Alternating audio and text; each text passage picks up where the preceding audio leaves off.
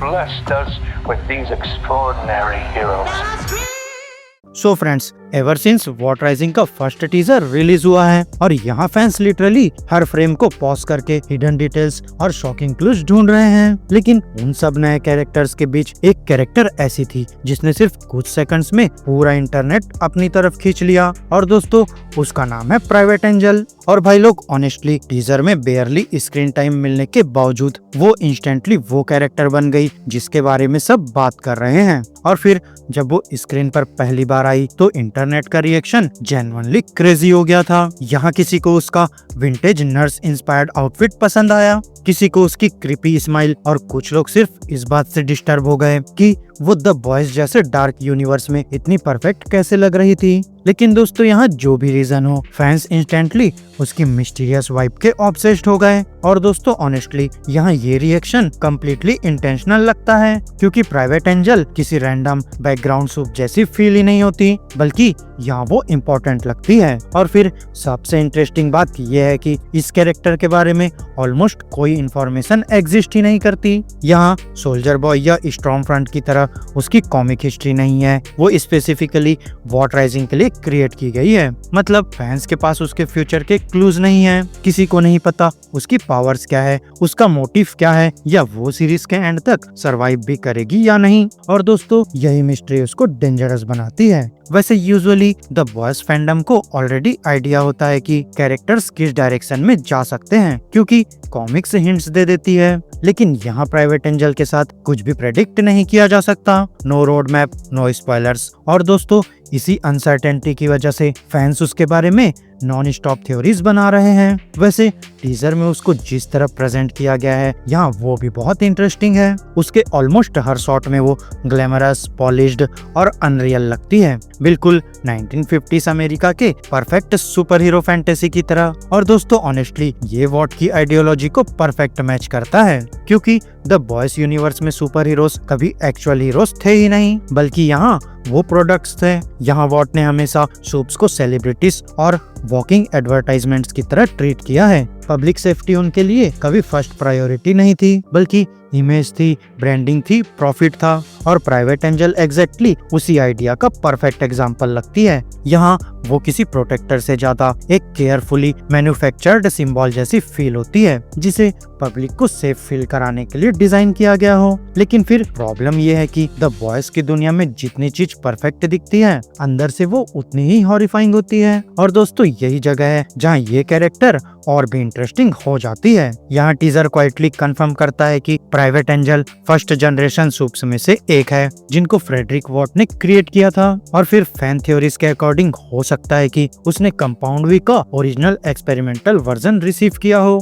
और दोस्तों अगर ये थ्योरी सच निकली तो यहाँ चीजें बहुत डेंजरस हो सकती है, क्योंकि द बॉयज के लेटर सीजन्स ऑलरेडी हिंट कर चुके हैं कि earliest compound V subjects normal modern supes से ज्यादा पावरफुल थे। कुछ कैरेक्टर्स में तो स्लो एजिंग और नियर इमॉर्टेलिटी के साइंस भी दिखाए गए थे। इसलिए दोस्तों सडनली प्राइवेट एंजल का अपीयरेंस बहुत क्रीपी लगने लगता है। सोचो वो डिकेड्स पहले एग्जिस्ट करती थी, लेकिन टीजर में वो अब भी यंग और फ्लॉलेस दिखती है। वहीं दोस्तों दूसरी साइड टीजर में स्टॉर्म फ्रंट के फेस पर सबटल एजिंग विजिबल है, लेकिन private angel almost frozen in perfection लगती है। और दोस्तों ऑनेस्टली वो कॉन्ट्रास्ट बिल्कुल डेलिब्रेट फील होता है, क्योंकि अगर वॉट किसी चीज को पावर से भी ज्यादा इंपॉर्टेंस देता है तो दोस्तों वो है इमेज। और प्राइवेट एंजल एग्जैक्टली वो सुपर हीरो लगती है जिसे वॉट पब्लिक के सामने वर्शिप वर्दी सिंबल बनाना चाहेगा। वहीं ब्लॉन्ड हेयर, सॉफ्ट स्माइल और काम एनर्जी के साथ वो लिटरली एक प्रोपेगेंडा पोस्टर जैसी लगती है,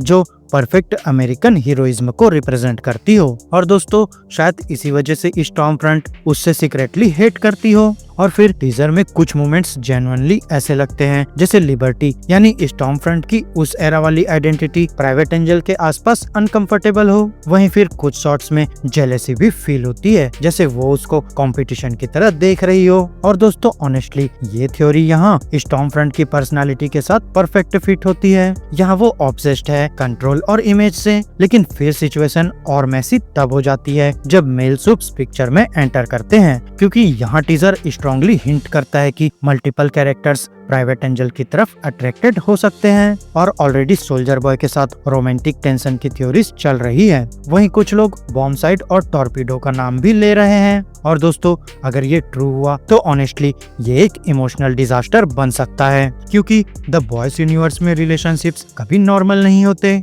यहाँ वो मैनिपुलेटिव होते हैं, टॉक्सिक होते हैं और कभी कभी वायलेंट भी। इसलिए अगर प्राइवेट एंजल टीम का इमोशनल सेंटर बन गई तो अर्ली वॉट के अंदर मैसिव फ्रैक्चर्स क्रिएट हो सकते हैं। और कंसीडरिंग ये कैरेक्टर्स ऑलरेडी मेंटली अनस्टेबल लगते हैं, तो दोस्तों यहाँ आउटकम प्रोबेबली हॉरिफाइंग ही होगा। और फिर यहाँ इस कैरेक्टर के अराउंड इतना हाइप क्रिएट होने का एक और बड़ा रीजन है एक्ट्रेस एलिजाबेथ पॉजी। और दोस्तों, यहाँ कास्टिंग जेन्युइनली परफेक्ट लग रही है। उसका रेट्रो हेयर स्टाइल और old Hollywood confidence naturally what rising के एस्थेटिक के साथ फिट होता है। और फिर जैसे ही ऑफिशियल कॉस्ट्यूम फोटोज ऑनलाइन आए तो यहाँ सोशल मीडिया स्क्रीनशॉट्स और एडिट्स से भर गया। लेकिन दोस्तों, यहाँ सबसे वियर्ड पार्ट ये है कि यहाँ लोग सिर्फ कैरेक्टर की तरफ अट्रैक्टेड नहीं है, वो उससे डिस्टर्ब भी है, क्योंकि उसकी हर स्माइल यहाँ फेक फील होती है। टीजर में private angel almost constantly smile करती रहती है, लेकिन उनमें वार्म फील नहीं होती। वो रिहर्स लगती है, कंट्रोल लगती है, जैसे कोई इंसान हैप्पीनेस परफॉर्म कर रहा हो, क्योंकि ऑडियंस वही देखना चाहती है। और फिर यहाँ